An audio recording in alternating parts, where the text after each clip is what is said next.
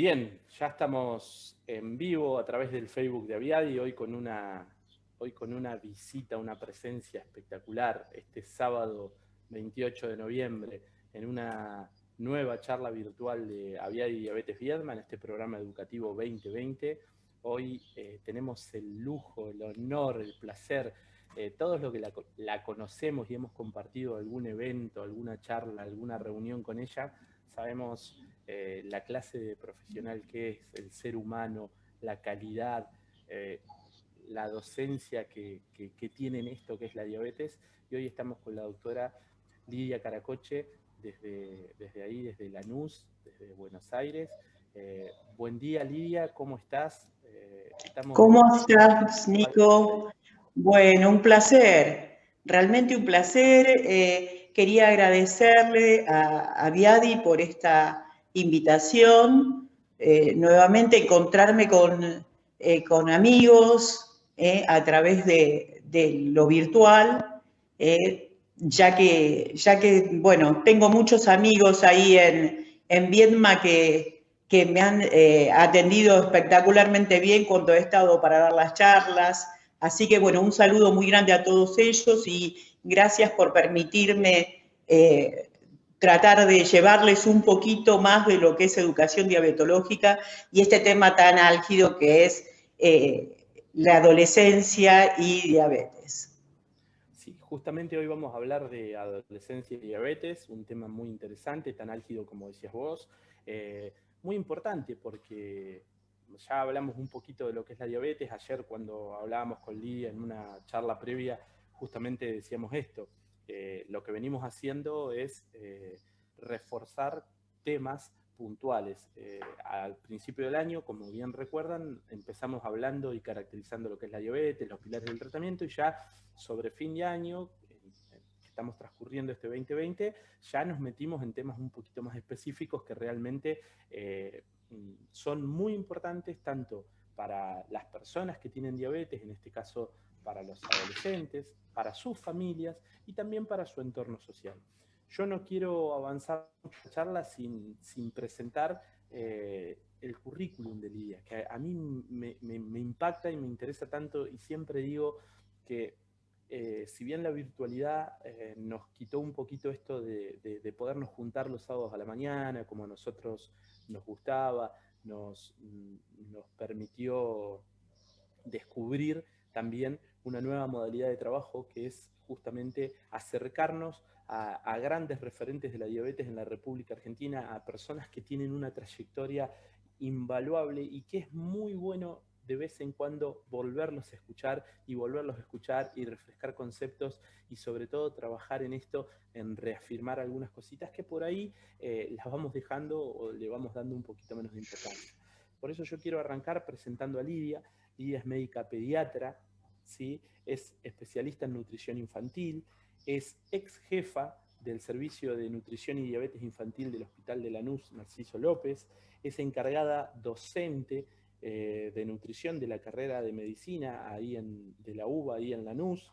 También es subdirectora de la carrera Especialistas Universitarios en Pediatría de la UBA, es integrante del Comité Científico de la Federación Argentina de Diabetes y también es integrante del Comité Pediátrico de la Sociedad Argentina de Diabetes. Así que, Lidia, bienvenida, gracias por estar ahí y bueno, vamos a empezar a desandar lo que va a ser esta charla tan linda que tenemos para hoy, que planificaste con tanto esfuerzo, porque sé que el tema que nos tocó te llevó a que tengas es arduo. Es arduo. Vamos a tratar de dar, digamos, pantallazos, más que nada después, en el último momento de la charla, tratar de disipar las dudas que queden, pero fundamentalmente lo que quiero dejarles a grandes rasgos es esta cuestión de lo que es la educación en diabetes y cómo uno reforzar estos conceptos nuevamente. Si bien no vamos a introducirnos en lo que es la diabetes en sí, sino en el tema específico de la adolescencia y de los adolescentes con diabetes, creo que, bueno, es una buena oportunidad como para renovar algunas cuestiones desde lo que es la educación y, digamos, por ahí dar otros conceptos nuevos que no se tienen. Bueno, perfecto. Vamos a comenzar, Lidia. Si vos Bueno, bárbaro. Vamos a empezar a compartir pantalla. Vamos a recordarle a la gente antes de empezar cómo va a ser la metodología de la charla, que esto es lo más importante. Ahí Lidia está compartiendo pantalla. Vamos a dejar que se visualice el PPT que tiene preparado para hoy. Y antes de que Lidia arranque, yo les voy a comentar que va a ser una exposición. Vamos a dejar un momento al final de la exposición de Lidia para las preguntas. Una vez que Lidia finalice, vamos a hacer una interacción, vamos a contestar las preguntas. Ustedes, los televidentes que están mirando esta transmisión a través del Facebook de Aviadi, que es Aviadi Diabetes Viedma, van a poder realizar sus preguntas por medio del chat. Nosotros las vamos a ir recolectando y cuando Lidia termine su presentación, las vamos a leer y las vamos a compartir y las vamos a socializar con ustedes. Así que Lidia, si está todo bien y está todo para arrancar, dejo la transmisión en tus manos. Yo voy a apagar mi cámara, voy a cerrar mi micrófono, pero me voy a quedar conectado a la escucha de tu charla. Perfecto. Bueno, hoy el tema que nos aborda es adolescencia y diabetes. Como ya dijo Nico, es un tema bastante, digamos, importante porque es un periodo de la vida de la niñez, es esa etapa, de esa fase de transición entre la niñez y la adultez, de suma importancia, donde hay cambios desde el punto de vista físico y psicológicos, de ese cuerpo infantil a esa etapa de la adultez. Por eso es de suma importancia evaluar los aspectos tanto psicológicos como psicosociales de los adolescentes con una enfermedad crónica, que tienden también a limitar todo lo que son las experiencias de vida, digamos, si esto no se transcurre en una forma adecuada. Sepan que es un periodo de gran vulnerabilidad, donde los adolescentes per se tienen un deterioro del control metabólico, por toda una influencia que después vamos a charlar de todos los aspectos desde el punto de vista endocrinológico. Por eso es importante desarrollar una comunicación que facilite lo que es la educación diabetológica y reconocer fundamentalmente lo que es la privacidad y la confidencialidad de los jóvenes. Estas son herramientas que tenemos toda la gente del equipo de salud como para lograr el autocuidado y la independencia, que digamos que es lo que queremos, es la meta en su autocuidado. Con respecto a lo que es un poco como introducción, les quería hablar de las etapas de la adolescencia. Recuerden que, digamos, tenemos una etapa de inicio, que es la etapa prepuberal, donde los niños de los 8 más o menos a los 12 años comienzan con todas, digamos, los caracteres, con el desarrollo de los caracteres sexuales secundarios y en el periodo, digamos, de brote de crecimiento, que en las niñas puede ser precoz, digamos, anterior a los 13 años, tenemos alrededor de la etapa de entre los 11 y los 12 años, donde se provoca ese crecimiento máximo para llegar prácticamente a la talla de la adultez. Donde obviamente existen cambios desde el punto de vista del esquema corporal, donde existen cambios desde el punto de vista fisiológico. Entonces, este periodo que se da en las niñas y en los varones alrededor de entre los 13 y los 14 años, es de suma importancia porque, bueno, es dejar ese cuerpo de niño como para transformarse en ese cuerpo distinto, con distintas sensaciones y desde el punto de vista de emocional, también experimentar, digamos, esta cuestión de de otra dimensión del ser. O sea, tenemos la etapa de la adolescencia temprana, que es entre los 13 y los 15 años, la adolescencia media entre los 15 y los 18 años, donde se empiezan a fortalecer estas cuestiones de identidad, estas cuestiones con respecto a todo lo que tiene que ver de su propia identidad y de sus proyectos a futuro, y la etapa de la adolescencia tardía, entre los 18 y 25 años, donde en realidad el adolescente ya empieza a fijar proyectos para futuro, el devenir, sus trabajos, todo lo que tenga que ver en relación a la educación, todo lo que tenga que ver con respecto a proyectos de vida.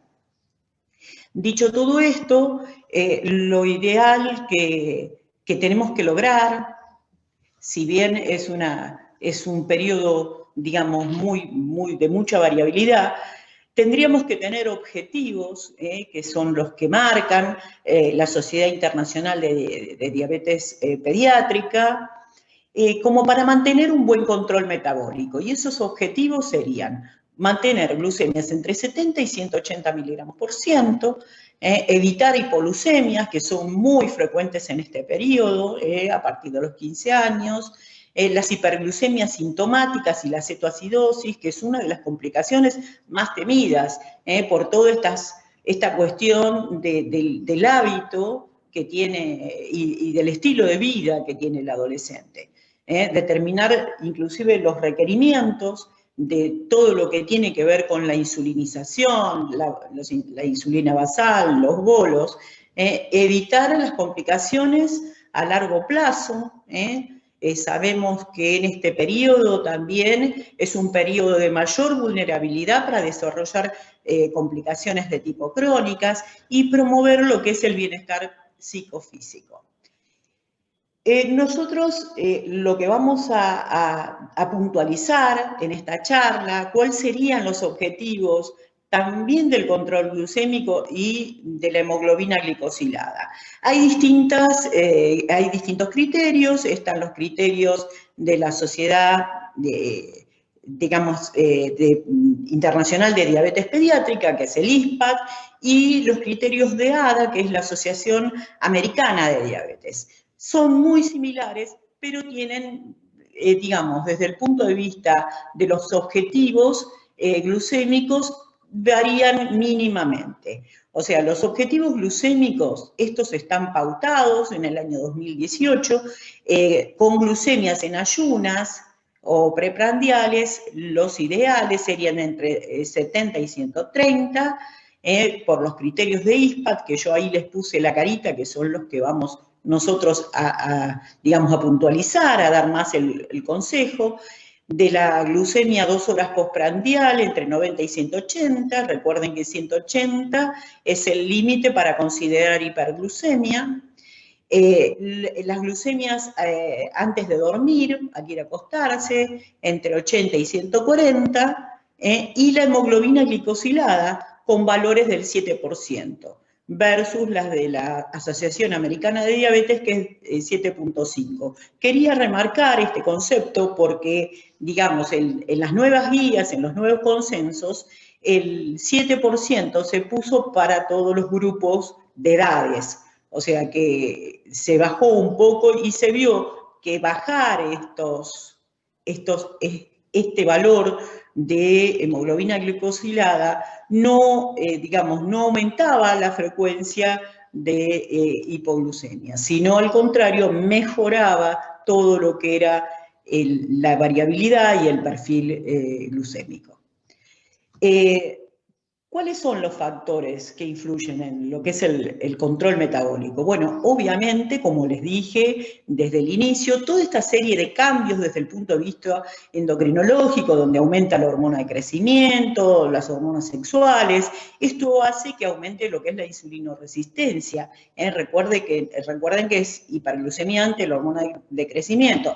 Entonces, bueno, todos esos factores, se suman a toda una cuestión de un patrón del estilo de vida, de la alimentación, del patrón de actividad física, es bastante errático en los adolescentes. Sabemos que tienen una pobre adherencia al tratamiento, sabemos que aparecen en este periodo los trastornos de la conducta alimentaria como comorbilidad, sabemos que tienen una ganancia de peso de ese cuerpo infantil, digamos, en el periodo puberal, incrementan el peso, entonces les es más difícil manejar esta cuestión de la insulinización, y fundamentalmente, digamos, influye este factor que es bastante importante, que es la omisión de las dosis. Se vio en múltiples trabajos que alrededor del 25% de los ingresos por cetoacidosis como complicación aguda presentaban omisión de dosis en este grupo etario. Recuerden que el porcentaje más elevado de todo lo que es internación es la media de edad es alrededor de los 13 años, 13, 14 años. Entonces es importante saber que la omisión de las dosis es uno de los factores más importantes también de riesgo. Entonces, ¿a qué nos lleva toda esta cuestión? Nos lleva a lo que es el control subóptimo. O sea, los chicos ajustan lo que es el control glucémico para no presentar hipoglucemias o hiperglucemias elevadas, pero en síntesis tampoco tienen un control óptimo. Tratan, digamos, de ir manejando todas estas formas también de manipular la insulina para tener su vida diaria que no esté perturbada por su diabetes. Entonces, esto, como recién les dije, es la manipulación de las dosis, alterar los hábitos alimentarios para promover inclusive el descenso de peso. Obviamente que esto tiene consecuencias sobre todo lo que es el control metabólico y sobre todo lo que es desencadenar complicaciones agudas, ya sea hipoglucemias o ya sea hiperglucemias sintomáticas o inclusive la cetoacidosis. También observamos, hay múltiples trabajos que observan que hay una disminución del rendimiento académico como consecuencias de las hipoglucemias. Recuerden que es muy habitual que los jóvenes en general, los adolescentes en general, sin diabetes, tampoco desayunan. Bueno, los adolescentes con diabetes muchas veces tampoco desayunan. Entonces, este también es un factor de riesgo. Porque obviamente tienen la insulina colocada, ¿no? Entonces tratar de tener en cuenta estas situaciones que se pueden dar. ¿Qué podemos hacer? ¿Qué estrategias podemos implementar para mejorar todo lo que es el control metabólico? Bueno, fundamentalmente fortalecer lo que es la confianza y realizar una intervención desde lo motivacional. Resulta beneficioso para todo lo que es el adolescente. Mantener, sobre todo, digamos, cerca a los padres, el soporte parental, acompañando, no supervisando en forma estricta, sino acompañando, porque lo que tenemos que lograr es la independencia en el autocuidado. Educar a los adolescentes también con el cuidado de su salud sexual y reproductiva y todo lo que son las situaciones de riesgo como es el consumo de alcohol y el abuso de sustancias. Y fundamentalmente tratar de organizar controles en forma regular, control médico en forma regular, que generalmente, digamos, como ya están más grandes, se va perdiendo esa asiduidad con respecto al control médico. ¿Qué otras consideraciones debemos tener en cuenta? Bueno, obviamente que socializar la enfermedad con los compañeros es de suma importancia porque los jóvenes entran en conflicto en este periodo. Ya de por sí, fíjense, la palabra lo dice, adolescente, adolece de un montón de situaciones, está tratando de salir de este periodo de tanto cambio. Entonces, bueno, esto también, esta enfermedad les provoca una situación de estrés crónico. Los pacientes con diabetes obviamente tienen las mismas necesidades de explorar que cualquier adolescente de su edad. Entonces, se encuentran inclusive sometidos a la presión de los grupos, del resto de sus amigos o de compañeros. Entonces, eso también les hace mucho más difícil sobrellevar toda esta cuestión de un buen control. Inclusive se evidencia que en determinados adolescentes tienen situaciones de más riesgo, comportamientos más riesgosos para la salud que el resto de los adolescentes que tienen diabetes. Entonces, ¿qué más podemos hacer con respecto a toda esta cuestión? Fundamentalmente apoyar a los padres, aconsejarlos, a los adolescentes, a los padres, en otros niveles de negociación con respecto al tema del cuidado. Reconocer que el equipo de salud reconozca también todas las comorbilidades que se presentan en este periodo, como es la depresión, los trastornos de la conducta alimentaria, como ya les dije, el tema del abuso de drogas, y fundamentalmente ante estas situaciones realizar una intervención desde el punto de vista terapéutico, psiquiátrico, en forma oportuna. Previendo que no se instale toda esta cuestión. Reconocer los distintos puntos de vista del adolescente, ¿sí? Como para evaluar también inclusive una transición a la etapa, a los servicios de adultos, coordinar con esos servicios de adultos, digamos, un pasaje ordenado, que, digamos, en beneficio del adolescente y del grupo familiar también. Y fundamentalmente, yo lo que quiero recalcar es que los adolescentes requieren reentrenarse en el tratamiento y las pautas de control, que eso es sumamente importante. Por eso vamos a dar paso un poquito a repasar o por lo menos a actualizar un poquito esos conceptos que nos habían quedado un poco allá lejos o en el tintero cuando hacían los talleres de más pequeños. Entonces, ¿cuál es lo fundamental acá? ¿Qué cosas es importante en el autocuidado? El automonitoreo. El óptimo, digamos, el óptimo de control glucémico son entre 6 a 10 controles por día, con una media alrededor de entre 7 y 8 controles. Entonces, fundamentalmente eso, esas son las nuevas guías, las nuevas recomendaciones de la cantidad de controles. ¿Cómo los tenemos que realizar? ¿Cuándo? ¿En qué momento? Bueno, fundamentalmente ya saben que se deben hacer los controles en forma preprandial, o sea, antes de las comidas principales, 2 horas postprandial, un poco para evaluar estas excursiones glucémicas, el comportamiento de la alimentación versus todo lo que es el consumo del hidrato, ver cómo se excursiona esa glucemia y poder actuar en consecuencia. Ante el ejercicio, en pre-ejercicio, durante y post el ejercicio, intensificar el control en los días de enfermedad, por lo menos cada 2 horas, y chequear fundamentalmente la cetonemia, que esto es de suma importancia como para no entrar en una situación de riesgo, en una complicación como es la cetoacidosis.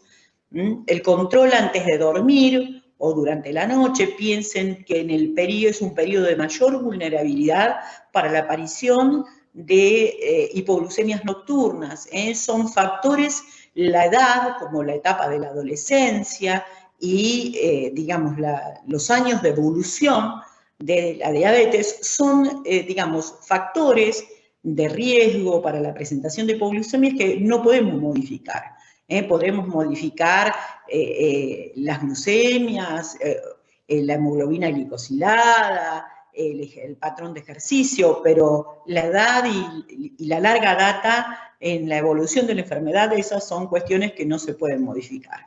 Entonces, fundamentalmente esto, mantener horarios por lo pronto en lo posible rutinarios en el control glucémico los fines de semana, que siempre es bastante difícil remontar todas estas cuestiones que pasan el fin de semana. que retrasan el control, la aplicación. Entonces llegan al lunes bastante desbordados, bastante desordenados. Y otra recomendación es realizar el automonitoreo previo a la conducción o la manipulación de máquinas. Dentro de lo que es toda esta cuestión del monitoreo, del automonitoreo, ya en el año 2014 hubo una apertura desde el punto de vista de los avances de la tecnología muy importante. O sea que, digamos, gracias a esto hubo nuevos monitores, esto nos ayudaba en la prevención de las hiperglucemias, en monitores continuos de glucosa, el monitor intermitente con el sistema flash para control de glucosa también, y ahora el que salió en tiempo real, y a su vez estos se podían, digamos, colocar a una aplicación en los smartphones, sistemas integrados de infusión de insulina con monitoreo continuo, también para mejorar todo esto, para mejorar el control, nuevos infusores de insulina con sistemas de monitoreo continuo y sistemas predictivos inteligentes de suspensión de la infusión de insulina, sistemas smartware para prevenir todo lo que es el tema de la hipoglucemia, y los nuevos infusores que son automatizados o de asa cerrada, que tienen cortes predictivos, de la suspensión tienen un corte de la infusión y el reinicio automático en concordancia con el monitoreo continuo. Bueno, todas estas cuestiones fundamentalmente nos han ayudado desde el punto de vista tecnológico a mejorar el control metabólico, pero sin lugar a duda, estas herramientas ayudan en todo el bagaje. Recuerden que si bien tenemos la herramienta de la tecnología, recuerden las patas de la mesa, donde decimos la insulinización, donde decimos la actividad física, donde decimos la alimentación, donde decimos el automonitoreo, todas estas cuestiones, todo esto es un todo como para lograr el buen control metabólico. Y aquí les muestro un poquito para que vean, si vemos en la primer diapo, acá, la parte, este es el convencional, el que usan, lo cual no quiere decir que si nos monitoreamos, digamos, realizamos el monitoreo con un sensor de glucemia capilar, no sea efectivo. Sí, bueno, el tema es la cantidad de monitoreos que realizamos. Y acá lo que les muestro un poquito es, fíjense que este monitoreo capilar es justamente, es de la sangre directamente, es el tiempo real. Se vio que hay un espacio, empezaron a estudiar un espacio que se llama el espacio intersticial, que es este espacio, donde la glucosa, que está en el capilar, tiene que viajar a este espacio para alimentar a estas células. Entonces, observaron que podían medir la glucosa en este espacio. Y esto se le llama la glucosa intersticial. Lo que miden los sensores es la glucosa a este nivel. Pensemos que la glucosa tiene que viajar desde el capilar a este espacio, que es el espacio intersticial, entonces tiene un pequeño desfasaje de tiempo, que es muy poco, que es alrededor de entre 5 o 10 minutos, así que lo podemos considerar prácticamente casi en tiempo real. Yo acá les muestro el freestyle libre. Fíjense que este también es el mismo y lo tienen en la aplicación a lo que es el celular. Acá tenemos un monitoreo continuo de glucosa, el llamado CGM, que es uno de los más conocidos, es el Dexcom. Y fíjense que acá tenemos lo que llamamos sistemas integrados, donde tenemos el infusor y tenemos el monitoreo continuo. ¿sí? Donde, digamos, esta información de estas glucemias van a aparecer en la pantalla de la bomba. Y este es el nuevo infusor que tiene el corte, digamos, ante la eventualidad de la información de una hipoglucemia, corta directamente la infusión. O sea que esto es muy interesante, todo lo que es, todos los nuevos avances desde lo que es la tecnología, que si bien la tecnología avanzaba cada 4 años más o menos, en la actualidad es prácticamente anual. Hay avances tecnológicos en forma anual. Así que fíjense todas las ventajas que tenemos. Y con respecto a todos aquellos, es una información que les doy para aquellos pacientes que tienen estos sistemas.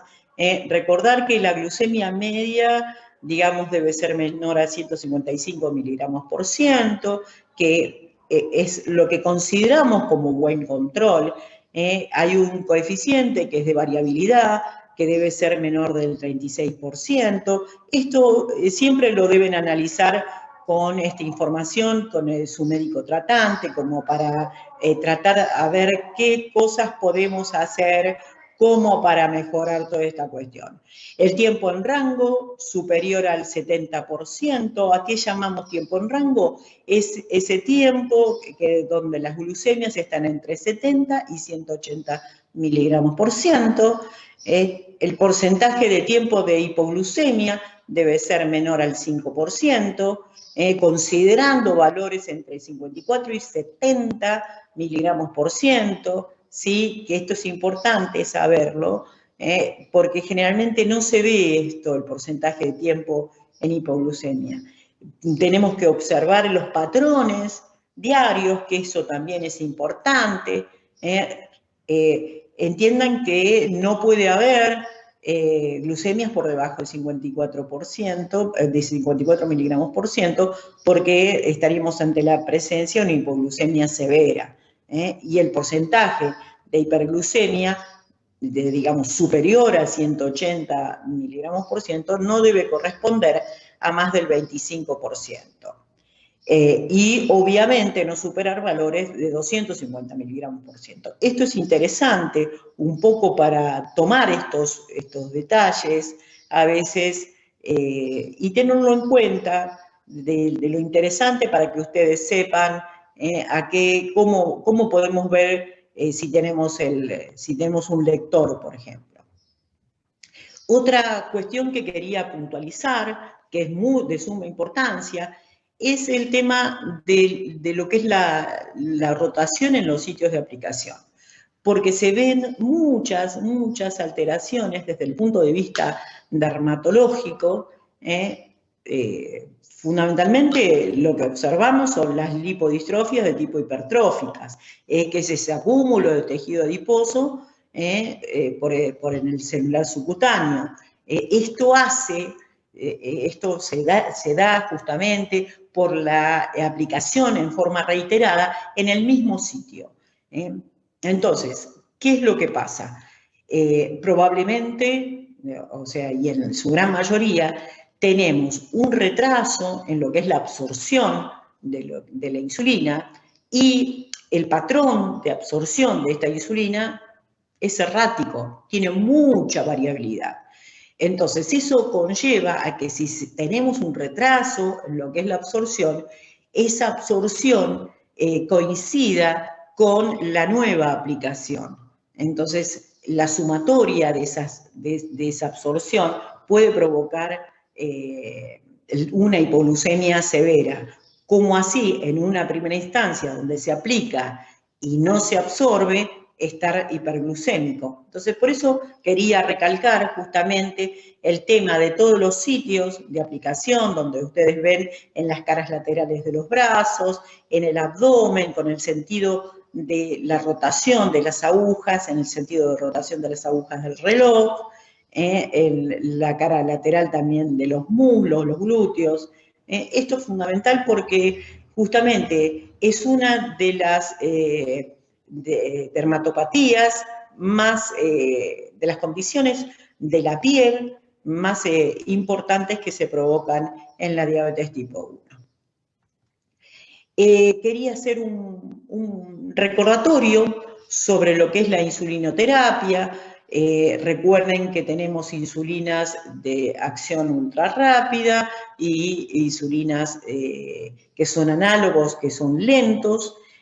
Acá no puse el perfil de la NPH, pero lo vamos a charlar.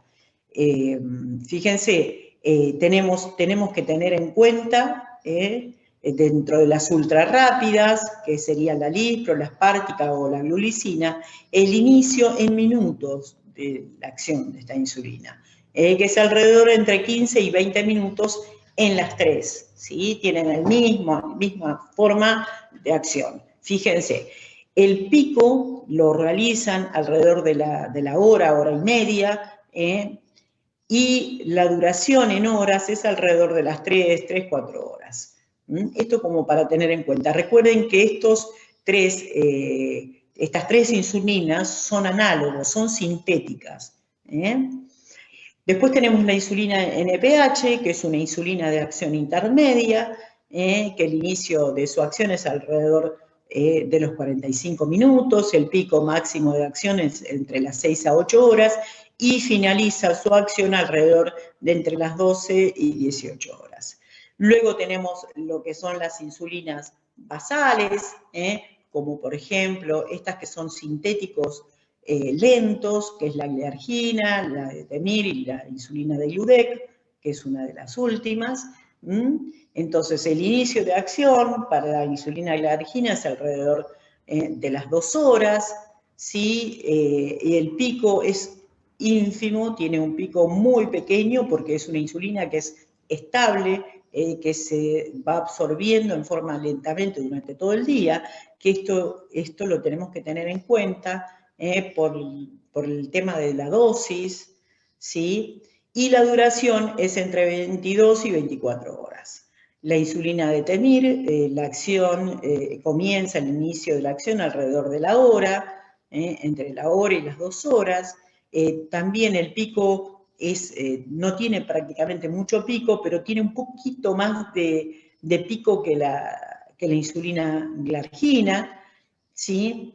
Y la duración de su acción es entre 12 a 20 horas. Y por último, la insulina de Gludec, que es una insulina que se inicia alrededor de entre los 30 y 90 minutos, no tiene pico, es digamos, de absorción totalmente estable a lo largo de todas las horas, ¿sí? Y la duración puede ser hasta 42 horas. Por eso, en realidad, el perfil se debe evaluar más o menos alrededor de los 5 días como para llegar a una titulación de insulina en forma adecuada. Vamos a charlar, ahora vamos a refrescar un poquito lo que son las hiper y las hipoglucemias y muchas preguntas que me hacen habitualmente y que hemos charlado en el Congreso de FAT con respecto a lo que es el fenómeno del alba o el fenómeno del amanecer.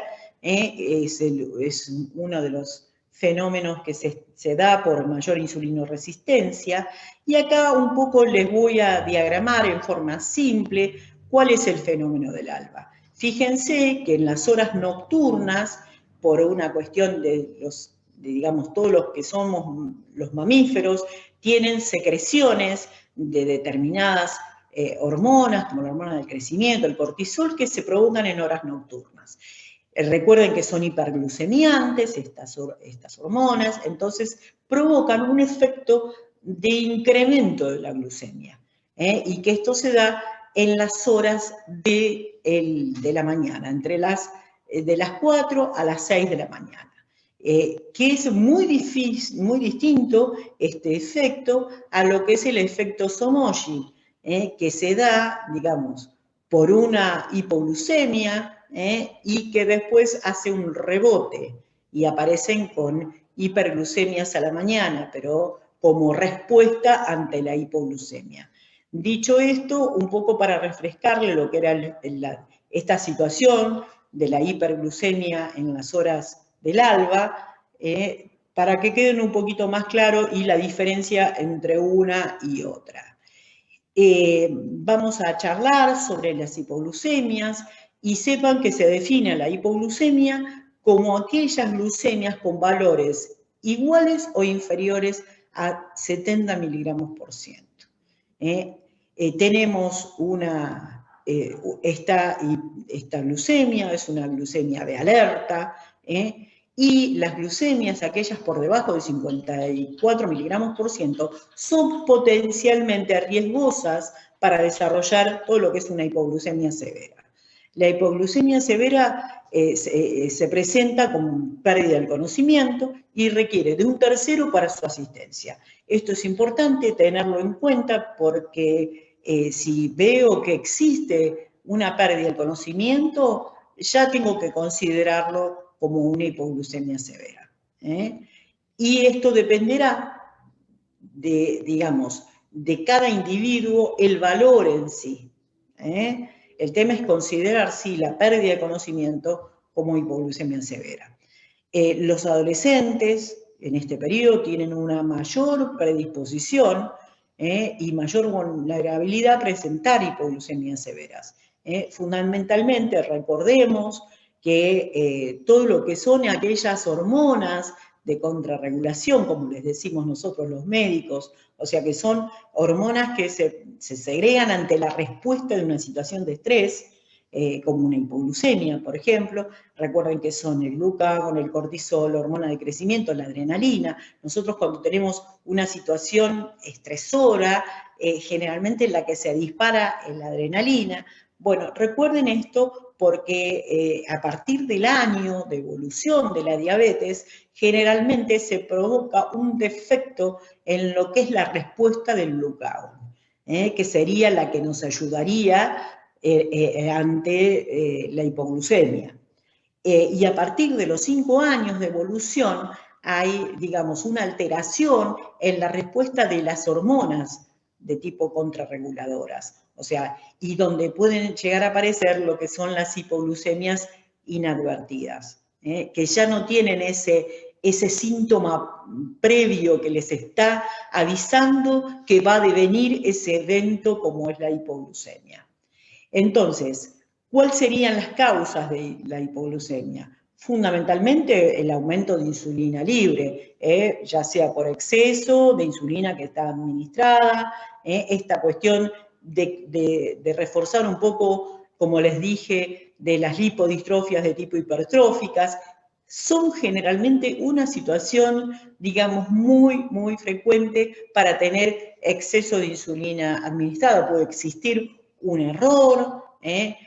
Recuerden que estos errores pueden ocurrir debido a esta situación de automatización en todo lo que es la aplicación, lo que es el control. Después, quizá no se acuerdan si se aplicaron 2 veces. Entonces, fundamentalmente, por ahí es el momento de tomarse ese tiempo para realizar las cosas en forma tranquila y en forma adecuada.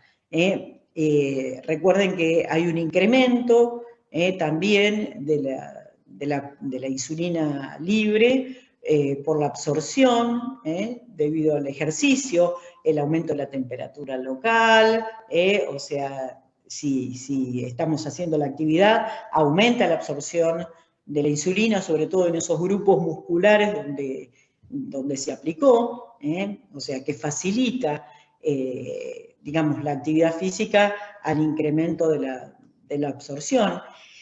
Con respecto a todo lo que es el patrón de ingesta, que es sumamente irregular en los chicos, en los adolescentes, porque hacen ayunos prolongados, como les comenté, porque omiten comidas, y todo lo que tiene que ver con el aumento de la utilización de la glucosa, porque el ejercicio aumenta el consumo, este combustible metabólico se va consumiendo. Y pensar también cuando empiezan a aparecer hipoglucemias recurrentes en otras 2 patologías, como ser la enfermedad celíaca y la enfermedad de Addison. Por eso es importante siempre realizar todo lo que es el chequeo desde el punto de vista, digamos, del screening para enfermedad celíaca, en forma rutinaria, cada año, cada 2 años, pedir lo que son los anticuerpos, y recuerden que, digamos, son patologías de tipo autoinmunes que se asocian a la diabetes. Entonces es importante tener en cuenta estas dos enfermedades. Como ya les había dicho, esta respuesta inadecuada de lo que es las hormonas contrarreguladoras hacen que esta disfunción neuroendocrina, digamos, vaya saltando pasos. Entonces, el paso subsiguiente, digamos, donde aparecen esos síntomas que uno le llama, no quiero meter palabras difíciles, pero le llama de tipo adrenérgicos, es lo que tiene que ver con la adrenalina, la respuesta simpática del organismo, el sistema nervioso autónomo también, provoca toda una serie de desencadena de síntomas. Esto se pierde. Entonces ya después aparecen directamente síntomas que tienen que ver y signos que tienen que ver con lo que es, digamos, a nivel del metabolismo cerebral de la glucosa. Recuerden que los trastornos hepáticos y el alcohol también pueden inhibir esta respuesta con respecto a lo que es la respuesta contrarreguladora, esta respuesta beneficiosa para salir de una hipoglucemia.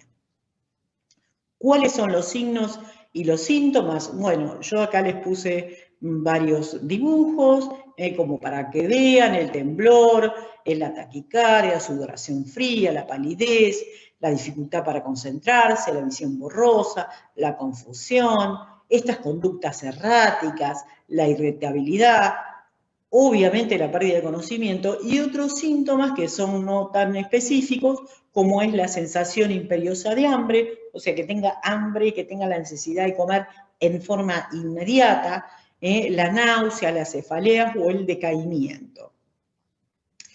Entonces, en la hipoglucemia severa, estos adolescentes, digamos, la pueden experimentar con mayor frecuencia, por esta cuestión de las conductas de riesgo y el estilo de vida. Y como les había hablado, de la pérdida de esos síntomas previos, prodrómicos, que ya llamamos las hipoglucemias inadvertidas. Para todo esto, también tenemos que tener en cuenta que puede coexistir un estado alterado de la conciencia debido a la intoxicación alcohólica. Recuerden que ya se habla en los trabajos, sobre todo en Argentina, que la media del inicio del consumo de alcohol es alrededor de los 13 años, y no sé si un poco menos también, no así, por ejemplo, el tabaco, que es un poco más tardío, pero también tiene que ver con el tema del consumo de drogas ilícitas, esta cuestión también de las hipoglucemias nocturnas, que es fundamentalmente que son las de mayor riesgo en los adolescentes porque se dan en las etapas de dormir. La consecuencia de las hipoglucemias también interfiere sobre el rendimiento no solo del estudiante, sino también del joven que va a iniciar, digamos, una actividad laboral, como así una práctica de actividad deportiva. Entonces, vamos a hablar un poquito de aquí definimos, ¿cómo definimos hipoglucemias nocturnas? Son aquellas que se presentan en horarios del dormir, entre las 0 y las 6 horas, que son las más temidas y las más difíciles de detectar. Y tanto en los niños menores de 5 años como en los adolescentes de más de 15 años, son los que tienen mayor riesgo, digamos, de padecer. Son esos dos extremos de estos dos periodos, de todo lo que es el universo de lo que es la diabetes en la infancia y en la adolescencia, donde se presentan con mayor frecuencia las hipoglucemias nocturnas. recuerden que puede haber una alteración del sueño, pueden tener pesadillas, pueden tener sudoración nocturna, esa cefalea matinal que a nosotros nos tiene que dar cuenta de que obviamente algo está pasando, el tema del mal humor, el cansancio, o como si hubiera sentido que no descansó nada, o digamos un episodio, que como es una convulsión, que en realidad se debe considerar como una hipoglucemia severa.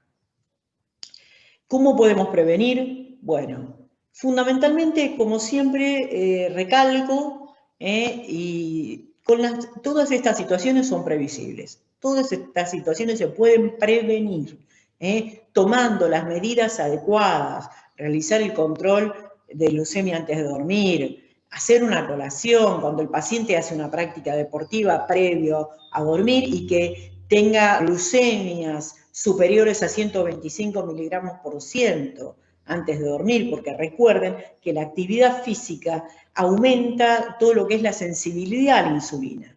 Entonces esto puede durar hasta casi 24 horas posteriores.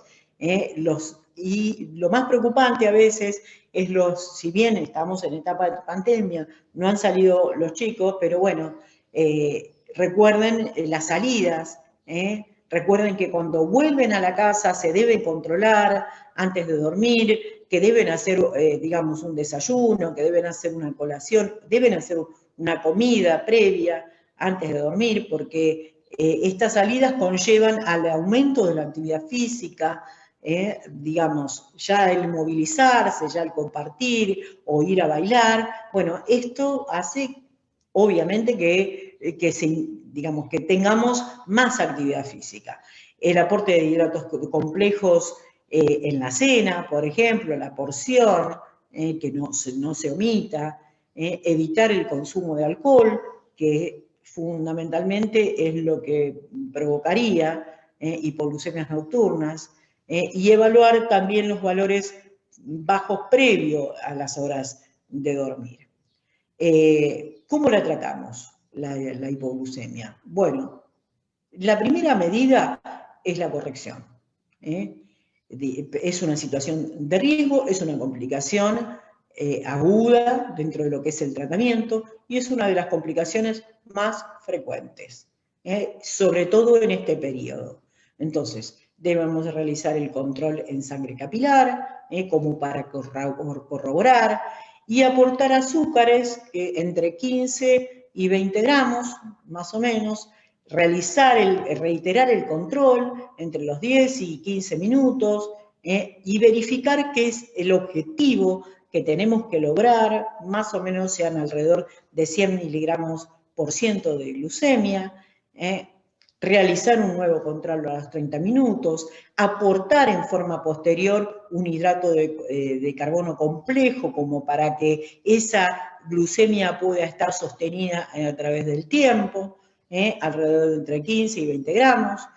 Si presenta la pérdida del conocimiento, bueno, fundamentalmente el glucagón, que si bien generalmente se indica, los médicos en todo lo que es en la calidad de vida y el buen control metabólico, la indicación tiene que estar, los pacientes tienen que tener el glucagón.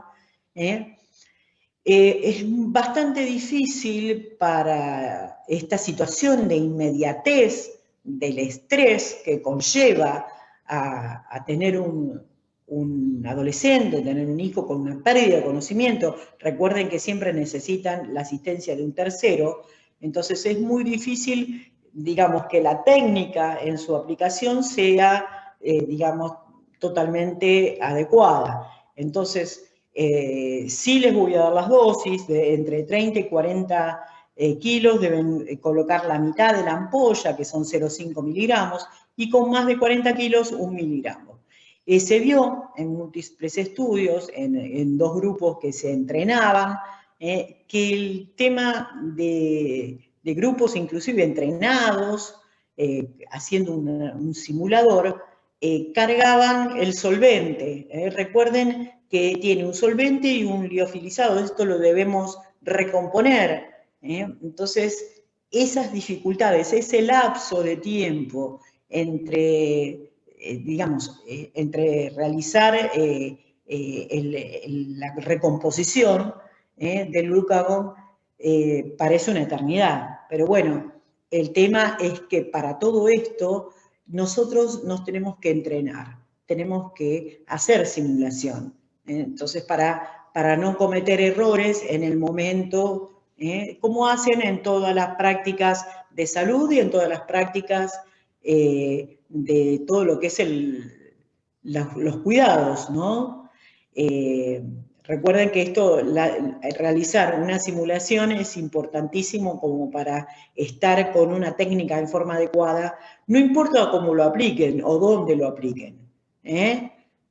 Acá el tema es que se aplique y que se aplique en forma adecuada, porque el problema a veces no es ponerlo en la pierna, al abdomen o donde lo pongan. El tema es que a veces inyectan el solvente solo y no hacen la recomposición del glucagón. Y a fines del año pasado, en diciembre del 2019, la FDA aprobó todo lo que es el glucagón en spray nasal, que esta es una muy buena noticia desde el punto de vista de los avances tecnológicos, y la dosis es entre 2 y 3 miligramos, es muy fácil su aplicación, y una de las grandes ventajas que tiene es la conservación a temperatura ambiente, generalmente alrededor de 30 grados centígrados. Recuerden que el glucagón lo tiene el glucagón para recomponer, el inyectable lo tienen que mantener entre 4 y 8 grados en la heladera, en la puerta de la heladera. Entonces, esto que haya salido digamos, una nueva forma de aplicación, fíjense que si este es el glucagón inyectable, acá tenemos la jeringa con el solvente y tenemos que ponerlo dentro de lo que es este liofilizado. Entonces, descargar este volumen aquí dentro, mezclarlo y volver a llenar la jeringa. Bueno, eso, si bien está perfectamente explicado en la cajita, es difícil de llevar a la práctica ante una situación de estrés. Por eso, lo ideal, siempre yo digo, en esta situación hay que reentrenarse. Y hay que hacer una simulación como para que eventualmente, si llegara el momento, a realizarlo de forma adecuada. Este es el glucagón, el spray, tiene 3 miligramos, se aplica y se ve que la excursión glucémica, o sea que la respuesta es alrededor entre los 15 y 30 minutos. Si no se observa respuesta, se puede se puede hacer su aplicación. Es la aplicación en total y se descarta directamente. Y esto se puede llevar en una mochila, sobre todo aquellos pacientes que tienen hipoglucemias inadvertidas. Recuerden que la identificación, tener una identificación, es de suma importancia para todos aquellos, para los niños no, porque siempre están acompañados los padres, pero para los adolescentes, ya empezar a llevar una identificación, una chapita, donde tenga sus datos, donde, digamos, tenga la advertencia que tiene diabetes tipo 1. Esto es de suma importancia para que si pasa esta eventualidad de una hipoglucemia, lo puedan asistir en forma adecuada. Con respecto a, quería puntualizar todo lo que tiene que ver con las conductas de riesgo y los trastornos psicoemocionales, que a veces, muchas veces no se abordan estos temas, porque, bueno, es difícil o siempre uno se remite a lo más estructurado en una charla, pero sí es importante el abordaje de esta cuestión del embarazo adolescente, de lo que es la depresión, de todo lo que es el bullying, de todo lo que es el inicio de todo lo que es la actividad sexual, de todo lo que conlleva las relaciones de pareja, el tema, digamos, de las advertencias sobre lo que es situaciones de maltrato, bueno, toda una serie de situaciones que son conductas de riesgo y lo ponen a un adolescente con una patología que ya de por sí lo vulneran. Fíjense que es también de suma importancia tener en cuenta todos estos aspectos. Y los aspectos que quería puntualizar fundamentalmente es el alcohol y las drogas. Recuerden que el alcohol provoca todo lo que es una inhibición a nivel de la producción hepática de glucosa, o sea, esa glucosa que se movilizaría en respuesta ante la hipoglucemia. A su vez también puede existir esa combinación de ese estado de confusión, esa depresión que da el alcohol, como para, digamos, disminuir todo lo que es los síntomas o sea, percatarse de lo que es, o tener el alerta del prodromo, de los síntomas previos de la hipoglucemia. Si un individuo está deprimido por un agente exógeno como es el alcohol, obviamente no va a estar, digamos, con el alerta como para poder dilucidar toda esta cuestión del síntoma previo de la hipoglucemia.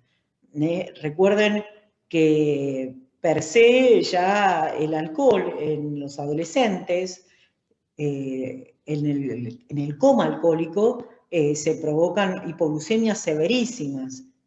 Son los pacientes que tienen que entrar a terapia intensiva y lo más difícil es manejar el tema de las hipoglucemias, porque el alcohol tiene un mecanismo de absorción de forma constante y de depuración del cuerpo en forma constante. Entonces eso hace que no sea un porcentaje como lo es cualquier medicación, que en la medicación a tanta cantidad de horas se elimina un porcentaje, no. El alcohol se va eliminando en forma gradual del organismo siempre una determinada cantidad. Entonces, también tenemos que tener en cuenta esta respuesta impredecible de la glucemia, a los que combinan, por ejemplo, la bebida alcohólica con bebidas con contenido de hidratos de carbono. Aquellos adolescentes que por razones de estudio también o de trabajo se independizan, son de todo lo que es el núcleo familiar también están en una situación de riesgo. ¿Por qué? Porque tienen mayor presiones de los pares, porque tienen, digamos, otros grupos de pertenencia que justamente en esta etapa de gran vulnerabilidad, el lema es debo pertenecer, identificarse con sus pares. Entonces, esto también es importante. Y estimular a que deje el consumo de tabaco. Recuerden que hay dos factores de riesgo, digamos, sumamente importantes para el desarrollo de lo que es la neuropatía diabética, como es el alcohol y como es el consumo de tabaco. Esos son dos factores de riesgo. Reconocer también que el cannabis puede alterar todo lo que es los hábitos alimentarios en una primera fase de omitir las ingestas y después en la segunda fase de hiperfagia, o sea, serían hiperglucemias. Entonces, esto también hace que en sí, digamos, tengamos esta situación de riesgo. Sobre todo, todo lo que es los trastornos, los desajustes psicoemocionales, sobre todo lo que es la depresión, se provocan en un periodo, digamos, de debut de la diabetes, sobre todo en este niño que pasa a ser un joven que tiene una serie de cambios y que a esos cambios se le agrega una enfermedad crónica. Entonces, realmente tener en cuenta esto de la presentación de la depresión en este periodo digamos, de mayor vulnerabilidad es de suma importancia. Recuerden que la depresión está asociada con un pobre control metabólico y con el incremento de lo que es las hospitalizaciones. Y por ende, todas las enfermedades de tipo crónicas es un factor de riesgo para la depresión, ¿sí? Hay factores desde el punto de vista individual, ¿sí? Factores genéticos, neurobiológicos, psicoemocionales, traumáticos, inclusive desde el punto de vista cognitivo, que influyen en lo que es el desarrollo y la presentación de la depresión.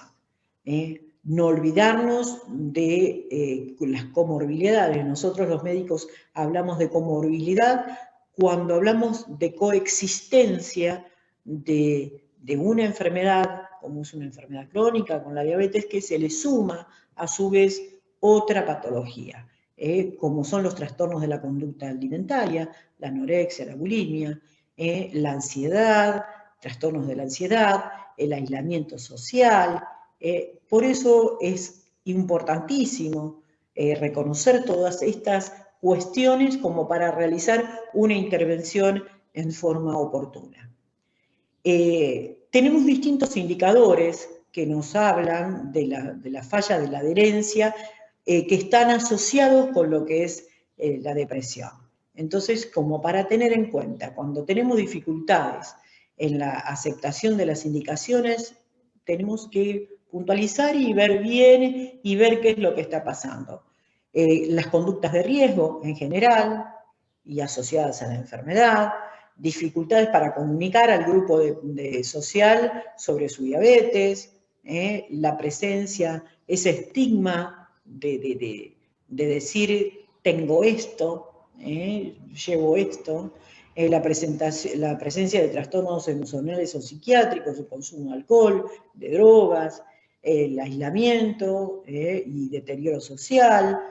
Recuerden que hay condiciones desde el punto de vista ambientales que hacen, digamos, que sean un indicador para, digamos, que esté asociado a la depresión. Por ejemplo, un ambiente insalubre, un ambiente marginal o en condiciones poco seguras, antecedentes de maltrato o antecedentes de abuso sexual, la maternidad o la paternidad temprana, el embarazo adolescente. Esto puede conllevarnos a la depresión y por lo tanto a la falla en lo que es la adherencia. Las crisis familiares importantes, todo esto hace que repercuta sobre todo lo que es el control y la falla en lo que es la conducta a reforzar todo lo que es el buen control metabólico. ¿Sí? Cuando uno habla de adherencia, habla de asumir, digamos, de meterse en toda esta situación de mejorar, adherir, ¿sí? Con respecto a todo lo que es los trastornos de la conducta alimentaria, se sabe por los últimos estudios que un 10% de las jóvenes con diabetes presentan anorexia o bulimia, que es un porcentaje elevado. La comorbilidad y el 40% de los adolescentes presentan algún trastorno inespecífico de la conducta alimentaria. Sobre todo estos trastornos que aparecen con mayor frecuencia son la manipulación de insulina para el descenso de peso. Si saben que quieren descender de peso, saben que no se aplican y entonces empiezan a descender de peso, pero todo esto, esta situación es de sumo riesgo, porque pensemos que lo puede llevar a una complicación aguda como es la cetocidosis, pero también a la instalación de las complicaciones de tipo crónicas, de largo plazo, por el deterioro en el control metabólico y por la gran variabilidad en el control metabólico. Entonces, este periodo de la adolescencia es donde comienzan a aparecer algunas complicaciones de largo plazo, justamente por esta cuestión del deterioro del control metabólico. ¿Qué podemos hacer ante todas estas situaciones? Bueno, fundamentalmente las intervenciones psicoemocionales. No solo promover la resolución del problema, sino también el tema del compromiso paterno de los padres, el empoderamiento del paciente, darle las herramientas al paciente y, digamos, darle la fortaleza como para que él puede salir de todo esto y él puede tener una buena adherencia al tratamiento, el reforzamiento positivo a las familias y realizar una negociación con respecto a los objetivos. Nada a veces es lo ideal y lo perfecto, sino también pensar, digamos, el punto de vista que tiene el propio adolescente. Tratar de lograr esta comunicación fluida con el equipo de salud, con el médico tratante, y yo siempre digo que esto se logra a través de los talleres, donde todas estas cuestiones se pueden evidenciar y se pueden, digamos, inclusive como ellos realizan toda esta actividad social de pertenecer, los talleres para adolescentes son importantes porque también son un marco de referencia y de pertenencia, y esto hace que adhieran mejor al tratamiento. Yo en el grupo de adolescentes que tuve en el hospital durante años, la verdad que tuve unos resultados excelentes y fue muy fructífero, tanto para los jóvenes como para los padres, donde teníamos reuniones con los adolescentes, por un lado, con la psicóloga, con el profesor de actividad física, y por otro lado teníamos la reunión con los padres y también otro grupo de psicólogos. O sea que fue de suma importancia estimular esto que mejora la relación parental y también es ser un modelo para el hijo, que esto es importante también. Y ahora vamos a hablar un poquito de salud sexual y reproductiva, que esto es un tema álgido porque los chicos, si bien tienen mucha información en todo lo que es los colegios, pero a veces yo creo que los papás a veces no tienen tanta información y quiero que un poco abramos la cabeza y veamos nuevos enfoques, que no tener prejuicios sobre la actividad sexual, debemos tener un asesoramiento con todo el equipo de salud, de los métodos de tipo anticonceptivos y de las enfermedades de transmisión sexual. Recuerden que se incrementó en los últimos años las enfermedades de transmisión sexual como es la sífilis, por ejemplo, y sobre todo en los grupos etarios de los adolescentes. La prevención inclusive de las hipoglucemias antes y después de la relación sexual, el asesoramiento sobre la higiene genital, sobre las vulvovaginitis, de candidiásicas, que se dan generalmente por los estados estos en forma permanente de hiperglucemia, de los trastornos menstruales, reconocer la importancia de la planificación de un embarazo. Esto debe ser fundamental, debemos puntualizar, yo siempre digo que es como la gota que horada la piedra, tratemos de hablarlo, puntualizarlo, dar la recomendación. Yo creo que va a ser el insight en ellos, va a ser el cambio del chip y lo fundamental es educar para que no se encuentren en estas situaciones de riesgo. La importancia de los jóvenes también, que tienen la mayoría de las causas son emocionales, en aquellos chicos que tienen impotencia y no se debe a la diabetes en sí, sino, digamos, que habría que buscar otras causas desde el punto de vista de lo que es la impotencia en los jóvenes. Y el equipo de salud, el equipo tratante, debe considerar también todo lo que es los aspectos religiosos y culturales para la elección de un método anticonceptivo. yo les voy a dar una somera información sobre lo que es los métodos anticonceptivos, pero me gustaría que en todo el grupo de adolescentes traten de sí tener una consulta con el profesional, digamos, con el ginecólogo, como para evaluar todo, cuál es el método indicado para esa chica, cuál sería el mejor, en base a todas las consideraciones de cada individuo, no todos somos exactamente iguales. Entonces, como ya les dije, los métodos de barrera, como son los condones, son los más, digamos, son los más recomendados. Recuerden que a partir de todo lo que es las campañas a nivel mundial sobre el HIV, son los que realmente se recomiendan y son los que se observó que son de mayor efectividad para lo que es no solo la transmisión de enfermedades sexuales, sino también para la transmisión de VIH.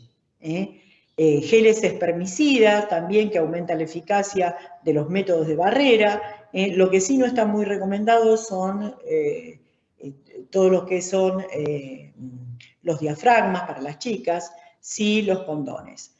Anticonceptivos orales con dosis más bajas de etilestradiol, que es el anticonceptivo con menos de 35 microgramos, y también algunos que tienen progestágenos. Estos no se observan que presenten alguna alteración, sobre todo lo que es el control glucémico, y así como el perfil lipídico o el peso, pero sí es fundamental que deben monitorizar lo que es la tensión arterial.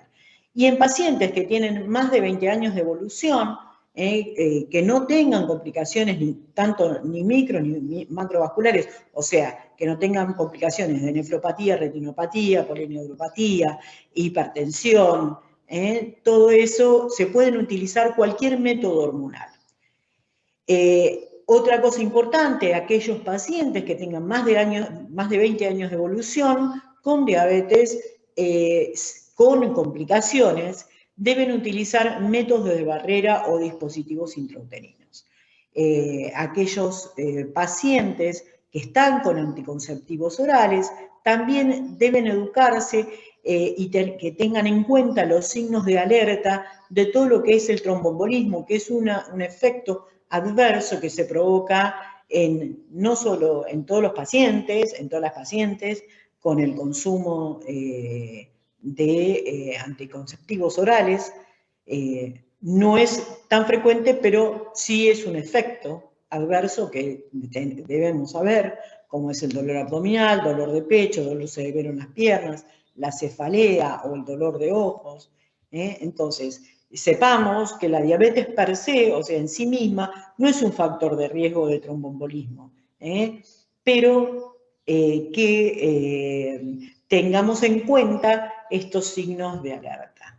El uso inclusive de progestágenos, de antiandrogénicos, pueden ser de utilidad para aquellos pacientes que tienen acné o también hirsutismo. Entonces, quería dejarle algunas consideraciones con respecto a esto. El uso solo de anticonceptivos orales puede ser insuficiente para los adolescentes por el olvido de las tomas. Las pacientes que tienen obesidad, los anticonceptivos orales pueden perder inclusive su eficacia y tener mayor riesgo de tromboembolismo.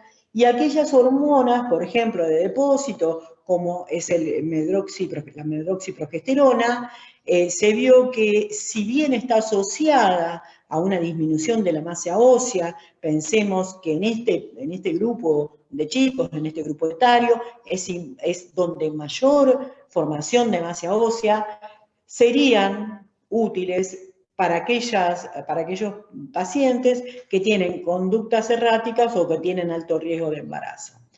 Y por otra parte, los anticonceptivos reversibles, aquellos de acción prolongada, que incluyen el dispositivo intrauterino y los dispositivos implantables, han sido aceptados para el uso en niñas nulíparas a partir de los 13 años, como se ve que se están colocando en nuestro país, pero lo fundamental y que lo que tenemos que saber, que no le brindan una protección para las enfermedades de transmisión sexual. Otras consideraciones que vamos a tener es el deporte y todo lo que es la actividad física, que esto es interesante porque ya Joslin en 1950 lo había propuesto a la actividad como una forma de mantener y reducir los niveles de glucosa. Hay muchísimos estudios que demuestran que la actividad física regular reduce lo que es la hemoglobina glicosilada, sin incrementar justamente las hipoglucemias. ¿A qué llamamos actividad física arreglada? Es aquella actividad que se realiza de 3 o más veces por semana a más de 45 minutos. Entonces esto es de suma importancia porque no solo nos permite llegar a manejar, tener mejor control glucémico, sino también disminuir el riesgo cardiovascular, mejora el control de peso y promueve todo lo que es el bienestar psicofísico. ¿Qué factores debemos tener en cuenta con la práctica de deportes y la actividad física? Bueno, fundamental, ¿cuánto tiempo dura esa actividad física?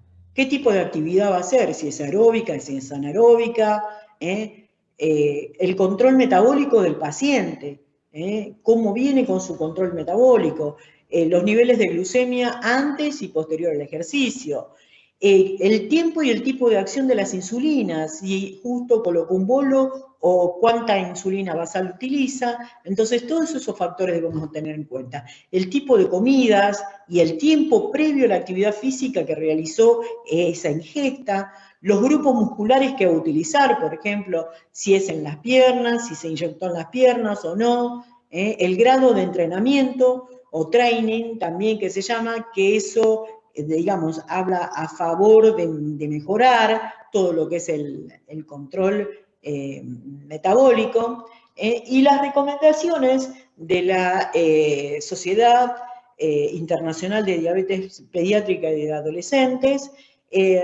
recomendaron un esquema que es el de Taylor. Digamos que lo que formula es la reducción de la insulina antes del ejercicio. Se puede hacer una reducción casi de un 10 a un 20%. Se vio que reduciendo un 10% generalmente aparecían hipoglucemias, pero con una reducción de la basal en los días de actividad física, el tipo y la cantidad de hidratos de carbono que tiene que ser específico para cada ejercicio. No va a ser la misma cantidad de hidratos para un ejercicio que dure menos cantidad de tiempo que para otro que dure más cantidad de tiempo, o si es más intenso o es un ejercicio sostenido. Considerar también el riesgo de la práctica de lo que es la actividad física con glucemias superiores a los 250 miligramos por ciento y la presencia de cetonas, que esto lo que debemos hacer, posponer la actividad física, realizar una corrección y la buena hidratación y mejorar el perfil glucémico para reiniciar o para reanudar lo que es la actividad física. Pautas específicas para aquellos pacientes que presentan nefropatía o retinopatía. Recuerden que la actividad física eleva la tensión arterial, provocando hipertensión en estos pacientes que presentan estas complicaciones. Y justamente el ejercicio está contraindicado en aquellos pacientes con antecedentes de hipoglucemia severa 24 horas previas. Yo acá les traigo unas guías y recomendaciones del 2018, que fueron las últimas, para un cálculo de bolos preprandiales, o sea, el bolo prandial en el momento de la comida y la actividad física, en base a lo que es el grado de la actividad física, lo que comió antes de la actividad física y cuánto dura esa actividad física. Si es entre 30 a 45 minutos, mayor de 45 minutos, y la comida en forma posterior al ejercicio. Si es un ejercicio moderado y de tipo aeróbico, como correr, nadar o bicicleta, el cálculo y la indicación, la sugerencia es la reducción entre un 25 o 50% del bolo. si esa actividad dura entre 30 y 45 minutos. Si es mayor de 45 minutos, entre 50 y 75% la reducción del bolo. Y la comida, lo que es posterior, realizar una reducción del 50% del bolo en la comida, esa posterior a la actividad física. Si es un ejercicio que es aeróbico y anaeróbico, por ejemplo, la gimnasia artística, danza, básquet, fútbol, tenis, rugby, todo lo que es el ejercicio de precalentamiento, que sabemos que va a durar entre 30 y 45 minutos, es hacer la reducción de un 25%. Y si dura más de 45 minutos, de un 50% el bono. Y reducir, sí, en el bolo, en el momento prandial de la comida, post ejercicio, de alrededor del 50%.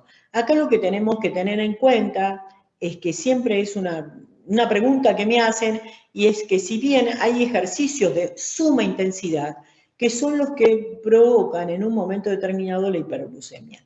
Los ejercicios que se realizan en forma sostenida, como por ejemplo el ciclismo, o por ejemplo lo que es el runner, todo eso, como es en forma sostenida, esos tienden a disminuir la glucemia. O sea que serían recomendaciones interesantes para el tipo de actividad. Entonces, consumir entre 1 gramo a 1,5 gramos por kilo por cada hora de actividad física, con hidratos de carbono que sean complejos, si presenta una insulinización adecuada. Fundamentalmente la reposición de líquidos, esto es importantísimo, porque si hacemos en esa primera fase, que son los primeros 20 minutos del evento deportivo o la actividad física intensa, debemos rehidratarnos, no solo reponer energía y reponer agua. Entonces, esto es de suma importancia para evitar lo que es la hipoglucemia o la hiperglucemia sostenida. Las hipoglucemias se pueden anticipar durante el ejercicio de corta duración. Recuerden que esto es importantísimo, que se incrementa lo que es la sensibilidad hasta casi 24 horas posteriores a lo que es la actividad física, por lo cual nos puede conducir a hiperglucemias en forma tardía. Recuerden que las hipoglucemias post ejercicio se pueden presentar, por eso la recomendación es realizar el chequeo antes de dormir y que las glucemias no estén por debajo de valores de 125 miligramos por ciento si se realizó una actividad física intensa. Y otra recomendación importante cuando van a hacer, tienen que contar con los elementos de control, tienen que contar con tanto el sensor, el lector, con las colaciones, con un sobre de azúcar, con alguna insulina correctora, con agua, que esto es importante, la hidratación. Con respecto a todo lo que es la alimentación, bueno, como ya saben, en realidad es generar un hábito saludable. La prescripción generalmente siempre es individualizada, sobre todo en aquellos adolescentes que practican deporte, porque los requerimientos energéticos no van a ser los mismos que tenga un adolescente que realiza un deporte de alto rendimiento a los 15, 16 años, que un chico que realiza deporte a los 12 o 13 años. Entonces, la cantidad de calorías para uno y otro no es exactamente lo mismo, tiene que tener los aportes de macronutrientes, de macro y micronutrientes, de calcio, magnesio, hierro, que en este periodo de la adolescencia, justamente como forman masa ósea, como las chicas tienen, digamos, el inicio de sus menstruaciones, tienen un requerimiento más elevado de lo que es estos nutrientes. Y sobre todo del aporte proteico, porque forman masa muscular.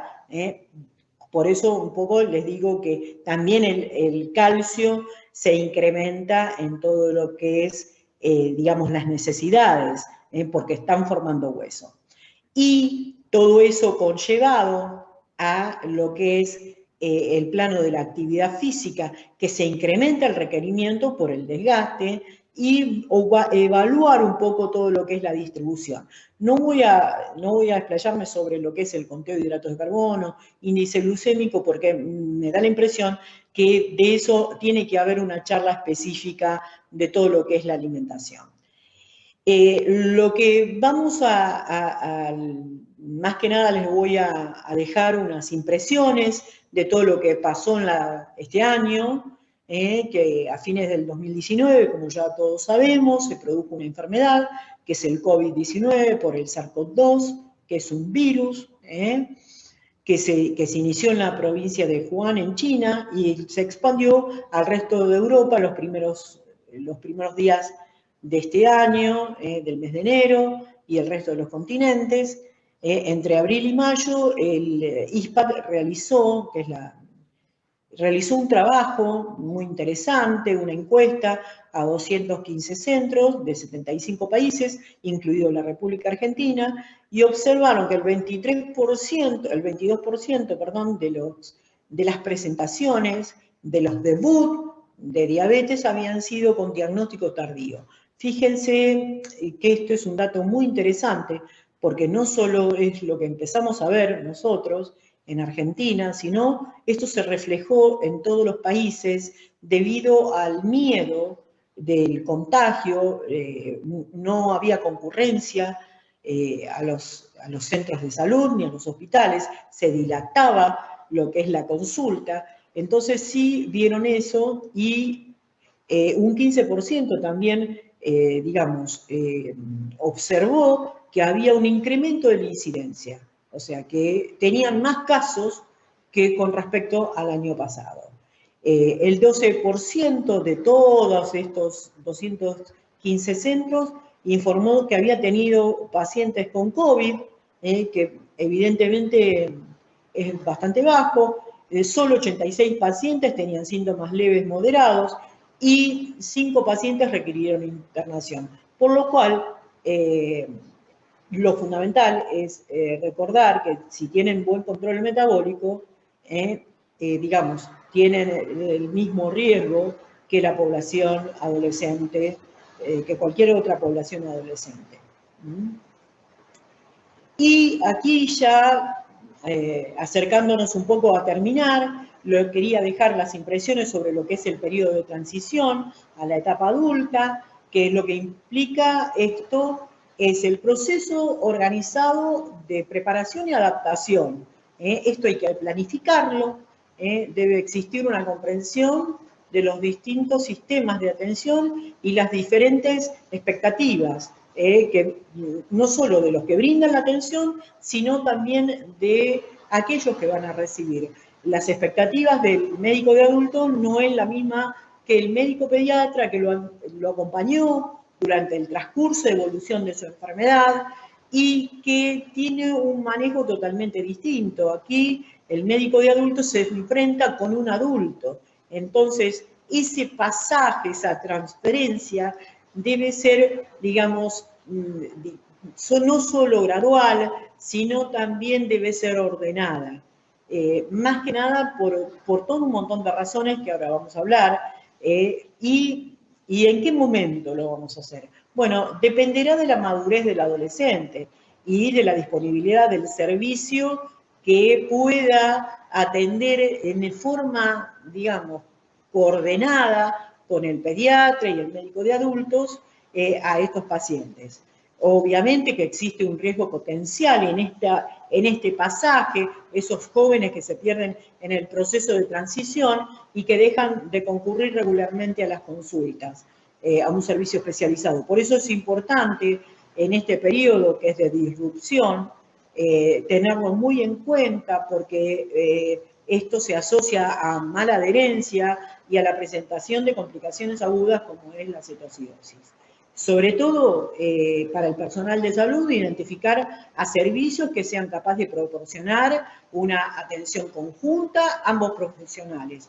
Que un profesional sea anexo entre el grupo pediátrico y el grupo de adultos. Y tener programas de flexibilidad En realidad, en ese traspaso, esto debe ser gradual, fundamental, tener todo lo que es el historial clínico completo para que el médico que recibe a ese paciente sepa todo lo que tiene que ver no solo con todo el historial del niño, la dinámica de esa familia, todo lo que es sus conductas de riesgo, todo lo que es su control metabólico.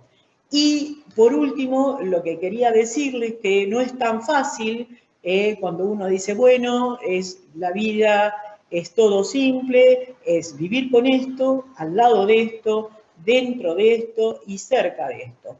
Por eso lo que tenemos que nosotros dar herramientas a esos jóvenes y buscar caminos para mejorar todo lo que es el control. Y fundamentalmente introducir técnicas o estrategias, que esto se lo podemos decir a los padres para reducir el estrés, que practiquen algún deporte, yoga, que tengan algún grupo, digamos, de pertenencia, que hagan algo que a ellos los gratifique, dar mensajes de tipo motivacionales, talleres para resolución de problemas, establecer objetivos en forma conjunta, estimular a los adolescentes a que tengan su propia estrategia, asegurar, digamos, a todo lo que es los empleadores que van a dar trabajo a esos adolescentes, que la diabetes no representa una desventaja con respecto al empleo. Asesorarlos a los chicos de todo lo que es la nueva tecnología para mejorar el control, brindarles todo lo que es el asesoramiento en salud sexual y reproductiva, intervenciones de tipo psicoemocional para prevenir estas cuestiones con respecto a lo que es la autoestima y generar todo lo que es actitudes responsables para el autocuidado, para lograr, digamos, una buena calidad de vida para esta etapa futura. Y les quería agradecer a todos los que están allá del otro lado y un poco dejarles esta imagen de estos adolescentes sonrientes y que verbalizan que ahora nosotros salimos a conquistar el mundo, no tenemos un rumbo fijo, como le pasa a todos los adolescentes, pero tenemos sueños, anhelos e ilusiones. Bueno, los dejo con este mensaje un poco esperanzador, y no sé, Nico, vos que estás allá del otro lado, escuchándome, si estamos en tiempo pasado. No, Lidia, realmente siempre digo lo mismo, toda la gente te está felicitando por esta charla magnífica, fantástica, estos conceptos tan claros. Me atrevo a decirte que con el andar de la charla fuiste respondiendo las preguntas que se fueron formulando por el chat. Quiere decir que en la claridad de estos conceptos, y bueno, estábamos todos muy atentos a lo que estabas contando, a todo esto que hablaste y cómo lo apuntaste, de brindar herramientas a los adolescentes y tratar de acompañarlos en esta etapa tan importante de su vida. Yo recabé 3 preguntas, pero creo que... Hablame un poquito más alto, porque no escucho bien. A ver ahí si me escuchas mejor. ¿Ahí me escuchas mejor? Perfecto. Bien. Bueno, yo fui recabando 3 preguntas que fueron las que fueron surgiendo en el chat, que básicamente creo que las respondiste, pero las voy a leer igual por respeto a las personas que las formularon. Los tips para evitar o abordar hipoglucemias nocturnas. Los tips para evitar las hipoglucemias. Claro, que ahí lo yo les mostré en la diapo, lo fundamental es el control, realizar el control antes de acostarse, antes del dormir. Aquellos adolescentes que practican, que hacen prácticas deportivas, no irse a dormir con valores inferiores a 125 miligramos por ciento, porque recuerden que el ejercicio aumenta la sensibilidad de la insulina hasta inclusive 24 horas posteriores. Que se pueden dar hipoglucemias tardías entre las 7 y las 11 horas de finalizado esa actividad física. No necesariamente tiene que ser en el momento, pero bueno, esto es importante. Otra cosa importante, el agregado, porque muchas veces digamos, por toda esta cuestión de los hábitos, que tengan hidratos de carbono. Recuerden que las hipoglucemias, a partir de los 15 años, las hipoglucemias nocturnas son de mayor frecuencia porque tienen mayor labilidad los chicos. Recuerden el tema de los tips de las salidas y de los cuando van a bailar, que se lleven, o si, por ejemplo, si tienen un evento, o si tienen un cumpleaños, como pasa, los cumpleaños de 15, que realicen una comida previa, aunque sea una colación, porque lo que a veces ocurre es que se retrasan, si bien este año fue muy particular, no hubo cumpleaños de 15 ni nada, se retrasan las ingestas, o sea, se retrasa la cena, se retrasan todo por el evento en sí, así que realizar la comida previo antes de ir a la fiesta, por lo menos, digamos, una comida un poco más frugal para que pueda comer algo durante el evento, pero que consuma algo, algún alimento. Otra cuestión con el tema de las hipoglucemias nocturnas, el tema del tema de la omisión de la comida en la noche, ¿sí? Que es un evento frecuente. El alcohol, las salidas, el alcohol, eso también es un depresor. Perfecto. Bien, Lidia, sí, y creo que esto se complementa a lo que vos bien decías en la presentación, en la parte donde hablabas de hipoglucemias. Salto a otra pregunta que creo que también fue contestada en la disertación cuando ibas mostrando los distintos slides. Nos hacen una pregunta que dice: el manejo que los adolescentes hacen con el alcohol para bajar la glucemia, ¿sí? Y la consecuencia que muchas veces puede terminar en una hipoglucemia severa. Bueno, es justamente cuando yo hablo del tema del alcohol, son situaciones de riesgo, porque el alcohol en sí, justamente digamos, en medicina se llama cinética de orden cero. Un medicamento, vos lo podés eliminar un porcentaje, por ejemplo, el medicamento, cualquier fármaco tiene una determinada vida media. ¿Qué significa eso? Que dura su pico máximo es tantas horas y dura tanta cantidad de horas en el cuerpo y se va eliminando un porcentaje a través de todo el día. El alcohol es distinto. El alcohol, por ejemplo, eliminás 1 gramo, lo vas a eliminar ahora y lo vas a eliminar a las 24 horas exactamente la misma cantidad. Entonces, es lo que pasa con las intoxicaciones alcohólicas, que a veces cuando hacen un coma alcohólico es muy difícil de salir, porque no es que se eliminó el 25 o el 50% a una determinada hora, se elimina una cantidad fija.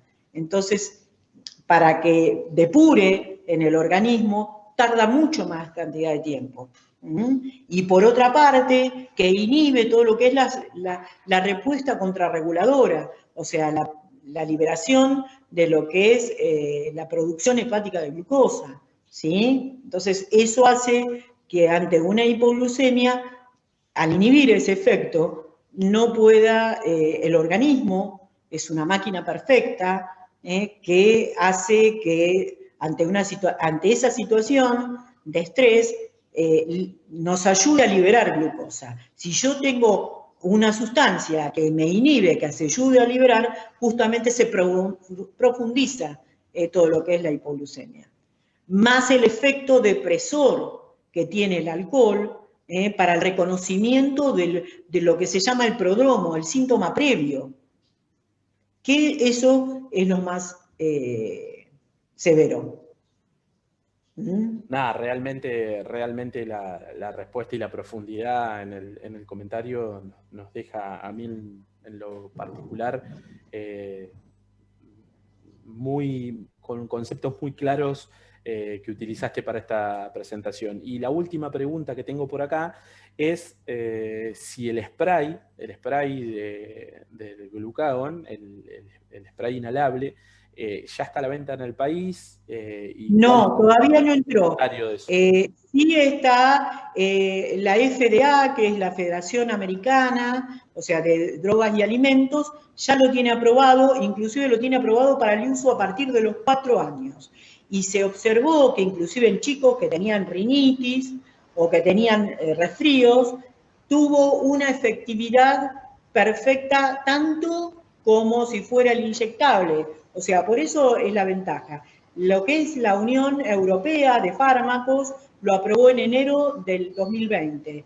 Yo creo que próximamente va a entrar, esperemos que sí, porque es un avance desde lo que es la farmacología sumamente importante para lo que es la resolución de una situación, de una complicación aguda tan frecuente como es lo que es la hipoglucemia, sobre todo en este grupo etario.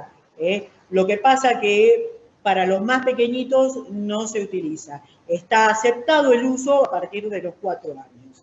Es sumamente fácil de aplicar, se baja con los 2 dedos el spray, se coloca en las narinas, se hace como un puff y la respuesta es de efectividad es alrededor de entre los 15 y los 30 minutos y tiene una ventaja, pero que yo eso es lo que creo que lo veo desde lo que es la tecnología excelente, que es la conservación. Que siempre luchamos con el tema de los adolescentes cuando se van a la playa, se van de vacaciones, que dejan la mochila a 34 grados centígrados en la playa, con las lapiceras, por ejemplo. Entonces, esta tiene la ventaja también de la conservación y lo fácil de aplicar, que sobre todo eso, ¿no? Que se vio en grupos de estudio, sobre todo lo que es inclusive en simulando, no es lo mismo que yo practique a que yo esté en una situación de gravedad, en una situación de estrés, o me paralizo de todo lo que aprendí, no lo hago, o si lo hago lo puedo llegar a hacer mal, pero no es, digamos, esto conlleva a un adiestramiento y colocarle la carga afectiva, porque una cosa es que venga el médico, se lo aplique o se lo aplique a otra persona, y otra cosa es que se lo aplique el padre. Ahí hay una carga subjetiva, una carga emocional muy importante. Entonces, estas cuestiones nosotros debemos tener en cuenta, ¿no? Que es de suma importancia.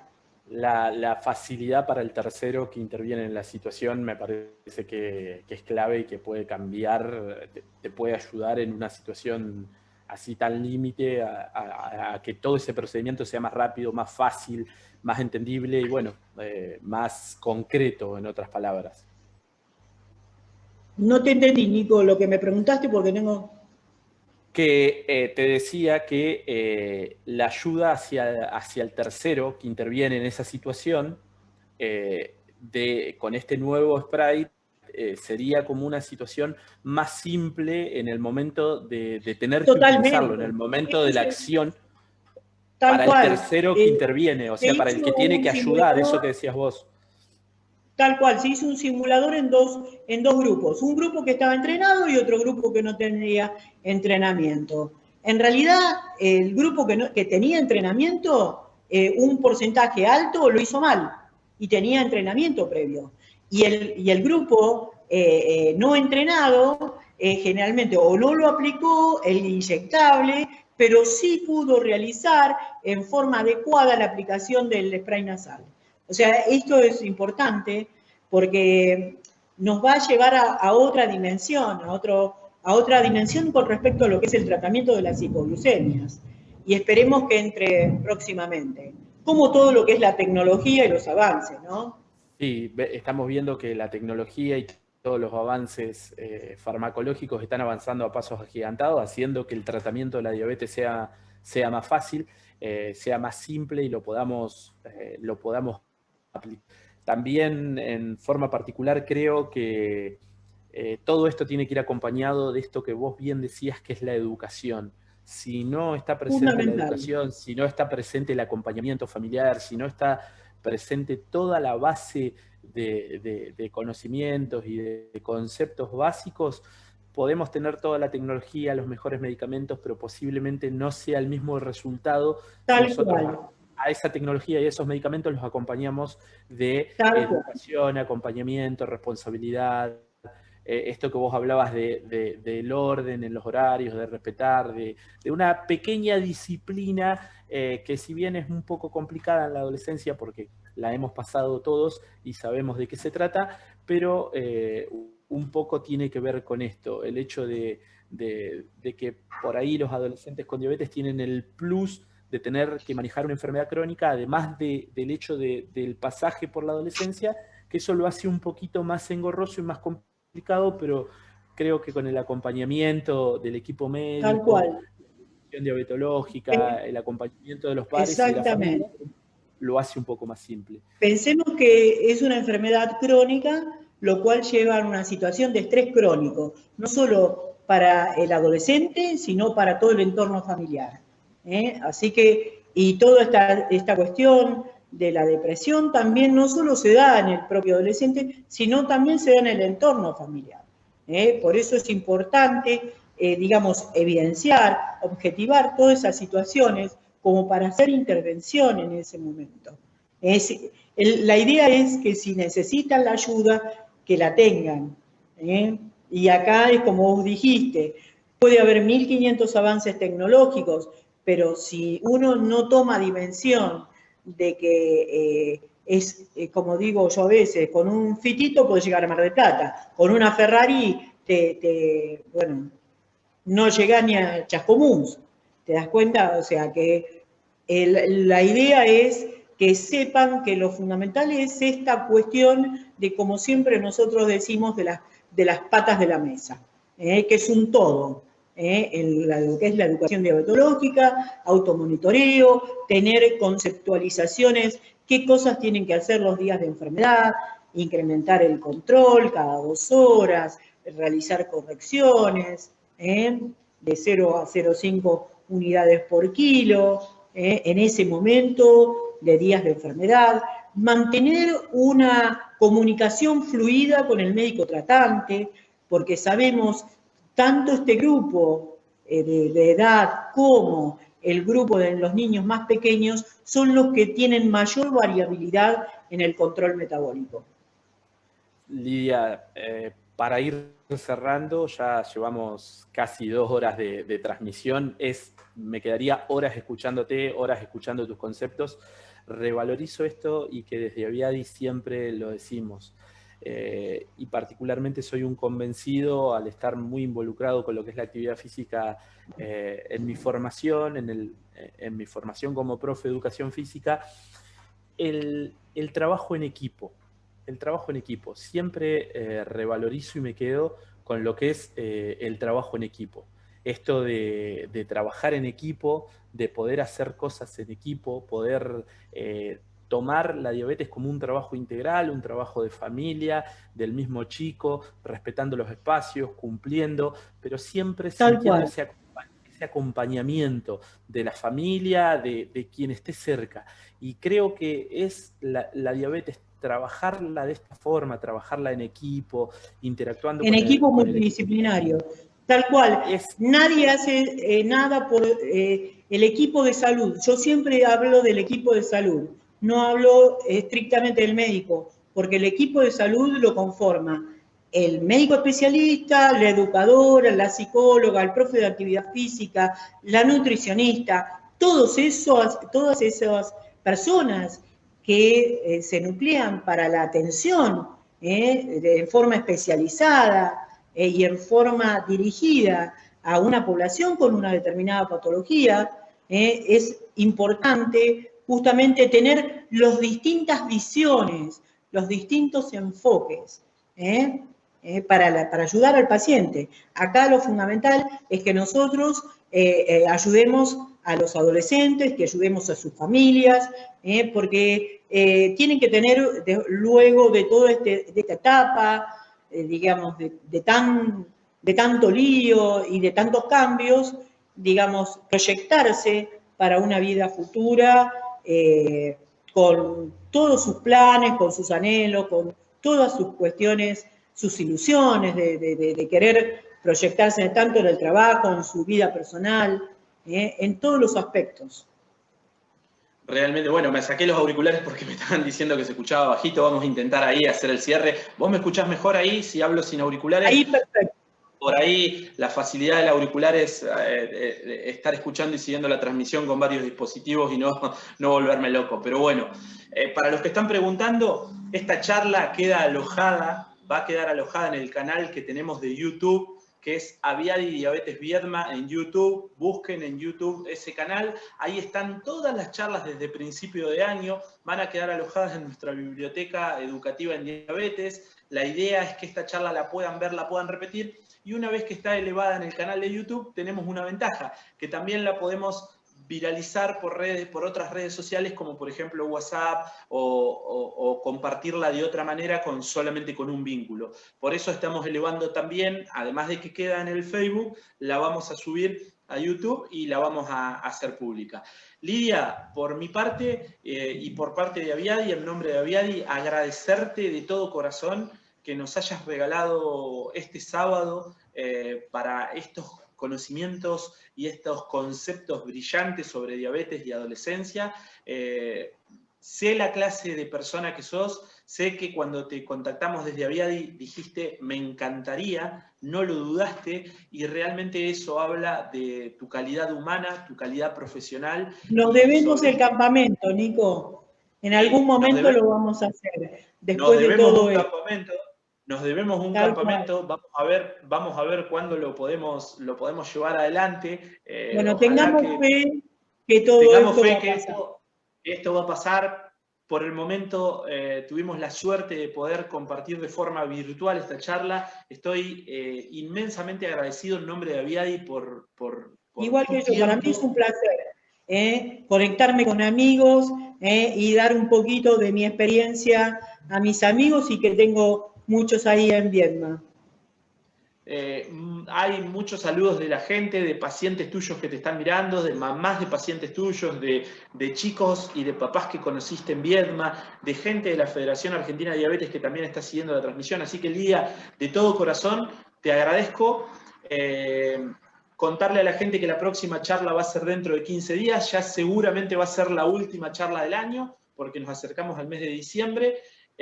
Recuerden que este video va a quedar alojado en YouTube, en el canal de Aviadi Diabetes Viedma. Búsquenlo, háganse suscriptores y van a poder ver todas las cosas que vamos subiendo a ese canal. También va a quedar en el Facebook, pero bueno, esto era lo que les quería decir.